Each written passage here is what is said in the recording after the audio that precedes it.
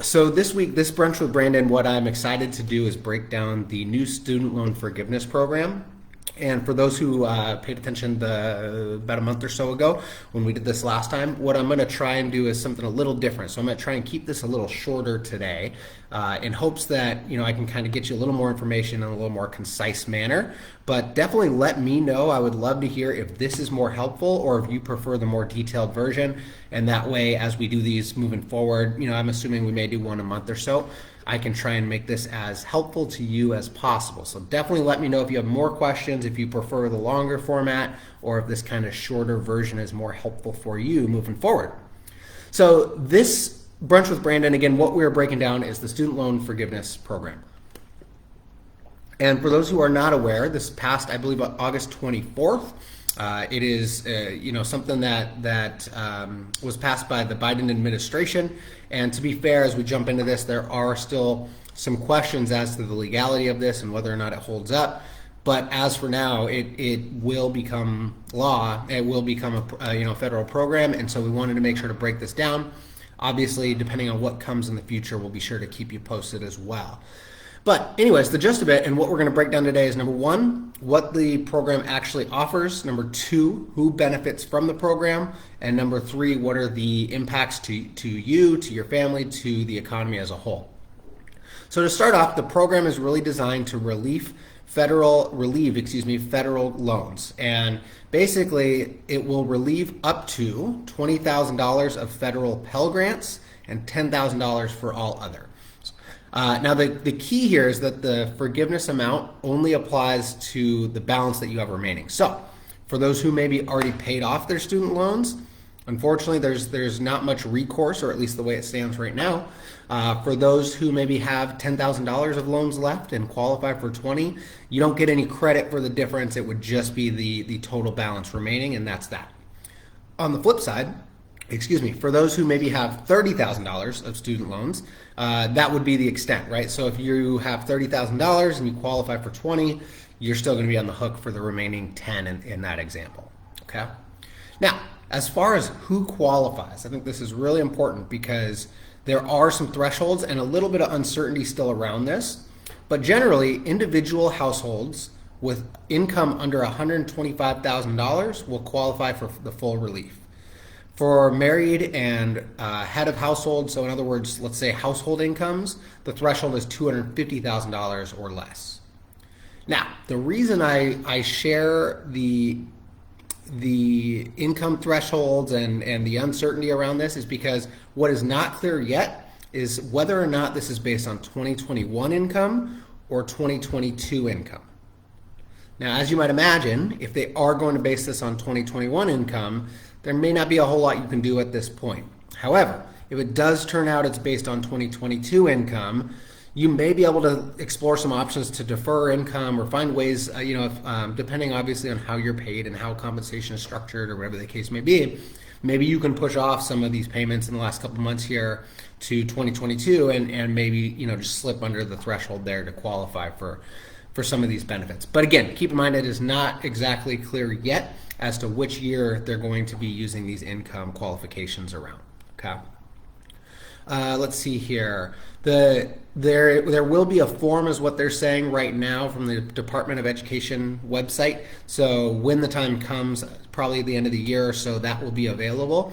However, there are also some folks who will automatically qualify. So just kind of keep an eye on this. You might just automatically recognize the forgiveness. Otherwise, you may need to apply, again, if you're eligible based on those income thresholds. Something else that came along with this student loan forgiveness program is also the pushback of the delay in student loan payments. So for those who do have student loans, you may be aware that there has been a delay on the payments for those through this COVID period. And that has been extended again to December 31st of 2022. They say this is the final delay. We'll see. It's not the first time we've heard that, so we'll keep an eye on that for sure. But as of right now, as of the communication we've heard so far, this will be the final delay of payments as well. So beginning January 1st or through December 31st, 2022, payments will pick back up on any amounts that you are not forgiven on. All right. So the biggest question is obviously how this will impact you. So if you find yourself in the boat where you qualify, one of the questions is around taxation. And as it stands right now, there would be no federal tax event. And the reason for that is that there's actually some legislation that passed during COVID that extends through 2025. And basically the way that these two sync up would suggest that the student loan forgiveness would be a federally non-taxable event. That said, there are some states that are looking at taxing the benefits, so definitely reference your state. We have a lot of folks in Washington State that join us, and as of now, the word is that Washington State will not be taxed, but of course that could change, so we'll keep an eye on that too. Let's see here. There's also some longer term impacts on this as well. Now let me switch gears and talk a little bit about the economic aspects of this. So first is the immediate impact, and although there could be some argument that there might be an immediate impact, I don't necessarily feel that that is going to be the case day one. Now longer term, there's definitely some things to be concerned about. But right now, this year, let's say, I'm not as worried. And the only reason for that is because there's not a direct benefit or opportunity, I guess, for the individual borrower for forgiving the loans right out of the gate, right? Basically, because we've been delaying these payments all the way through 2020, 2021, and now 2022, those who have student loans have not been on the hook for those payments for 2 years. So by forgiving these loans, it's not like we are necessarily going to see a bigger increase in our cash flow. So our spending probably won't change really at all, if at all, because we're used to the current cash flow scenario that we're in without student loan payments anyway. So that is the immediate concern, and why I don't think it's as big of an issue is just because we've been in a situation so far where borrowers have not been paying anyways for a couple of years. Longer term, definitely some impacts. I mean, number one, of course, this is another spending consideration, but more importantly is I think the economic impacts of how this plan rolls out in the long run. We've talked about the forgiveness day one. What I think is not talked about quite as much is actually how they're looking at things in the future. And what they are suggesting through this legislation is that basically there would be a cap, a threshold on any individual's student loan payments based on income, but basically a full cap on that. And so the reason that could be a challenge is that at the end of what they're also proposing is at the end of 20 years, any remaining balance is fully forgiven. So here's the potential challenge that we see with that is that basically if our cap is set at a certain amount every month and the loan is completely forgiven after 20 years, after a certain threshold, a certain amount of loan balance, there really may not be any impact to the borrower whatsoever to borrow even more.